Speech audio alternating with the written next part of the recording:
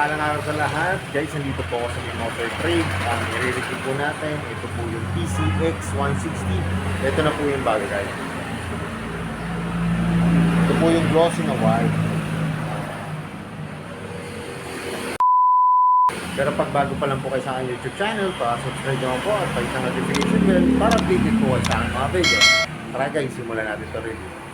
So yun guys, ito na po yung pinaka-latest na PCX 160. Unang-una nyo pong mapapansin dito yung mukha. Guys, pakita ko po sa inyo yung old na version po ng PCX. Yan guys, oh. Yan po yung old model niya. Pero ang i-review po natin, ito po, yung kanyang bagong model. Yan, simulan po natin sa gulong. Ang tatak po ng gulong nito ay IRC. Ang sukat naman ito ay 110 by 70, 14 po. Disc brake po siya na ABS na po. Ang sukat ay 3mm. Tubeless tire na po to. Kita nyo naman yung spike ng gulong. Ang ganda po. Ito po yung kanyang fender sa harap. Glossy na white. Kanyang front shock. Matte po. Matte black. Pero yung kanyang brake caliper po ay glossy na black. Kanyang likod na gulong. Ang sukat naman nito ay 130 by 70. 13 naman po siya guys. Yan. Mas maliit po yung gulong sa likod. Kasi yung harap po ay 14. Yung sa likod naman po ay 13. Yung kanyang rear shock, glossy na black na dibaso po na gold. May emblem po na PCX 160 gold. Sa upuan naman po, ganda po. Ang ganda ng design. Ano po siya eh, dalawang kulay po. Black, tapos yung sa backride niya po ay kulay gray. Yan guys, oh. Ganda oh, customized na yung itsura niya. Oh. Saka nakaka-camel back na siya.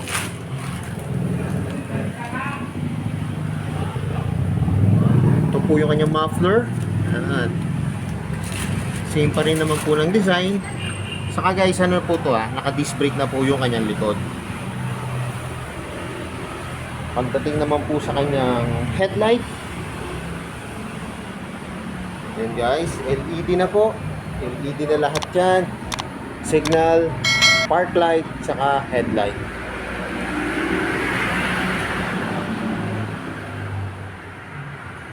Session na guys, kasi medyo masigip yung dito. Ang dami kasi mo to. Hindi natin maano yung maipwesto ng ayos yung motor. Ito po yung kanyang tail light. LED na po yan. Pati po yung kanyang magkabilang signal light. Ayan. Saka guys, ito po yung sa kanyang manubela. Ayan, ang ganda po ng manubela nito guys. So, kung mapapansin nyo, ito po papakita ko sa inyo. Tingnan nyo po itong manubela nito. Ayan, ang ganda po Ito po yung bagong version. Yung lumang version naman po, ito.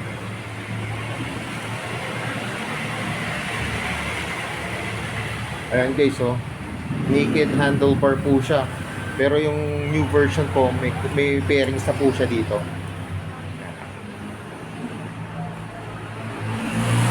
Tingnan natin yung mga switch na po.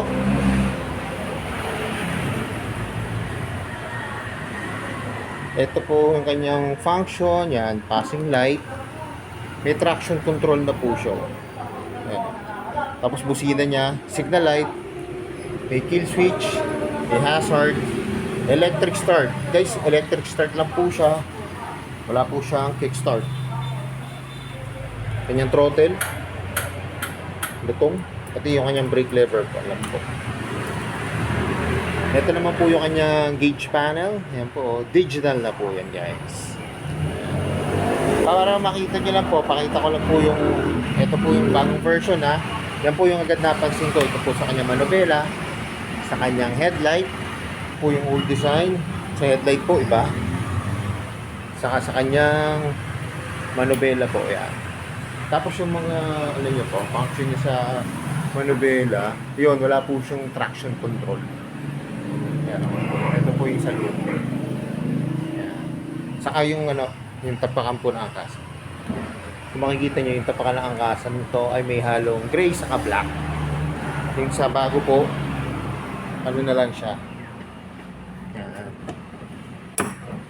All gray. Yan.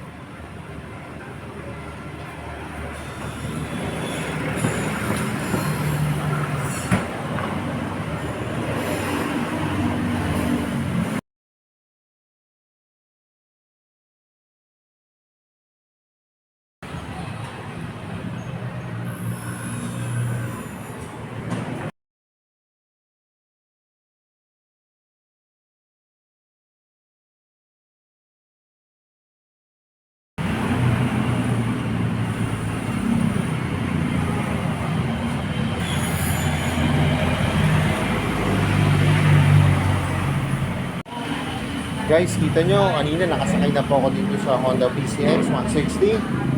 Napaka-komportable guys. Nako, tamang-tama po ito. Napaka-komportable niya. Ang lambot ng upuan. Tapos sa height ko po na 5'5", okay naman po siya. Abot ko siya guys. Yan. Pero yung mga gustong pababaan siya, pwede naman po. Yan, palitan nyo po yung shock. O kaya panipisin nyo lang yung gulong. Saka magaan lang siya guys ha. Magaan lang po. Saka yun nga, nakadagdag forma po yung kanyang manubela. Yan, ang ganda po.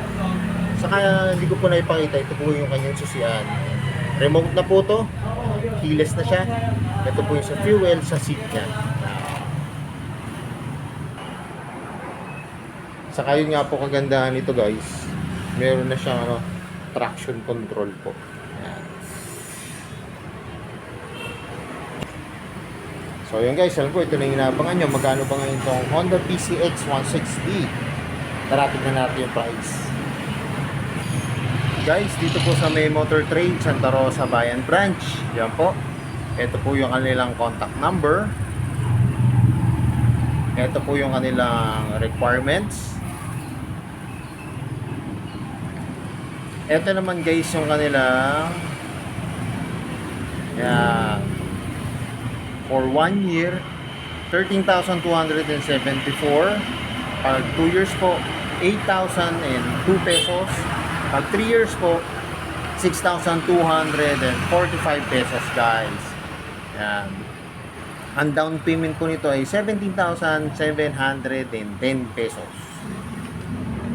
Guys, kaya ako sa inyo, pasyalan nyo na po dito. Mas maganda po kung makikita nyo po na actual yung unit, mas ma-appreciate nyo po siya. Saka guys, kung gusto niyo naman po, di ba ito po kulay pearl white, eh naghahanap po kayo ng black. Meron po dito black. Ayan siya guys, so ang pogi rin ito, matte black. Ayan, astig.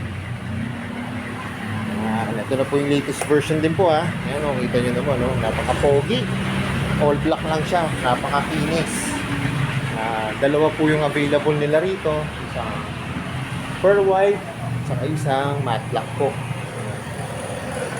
Ito lang po yan sa may Barangay Tagapo, Santa Rosa, Laguna. Ayan.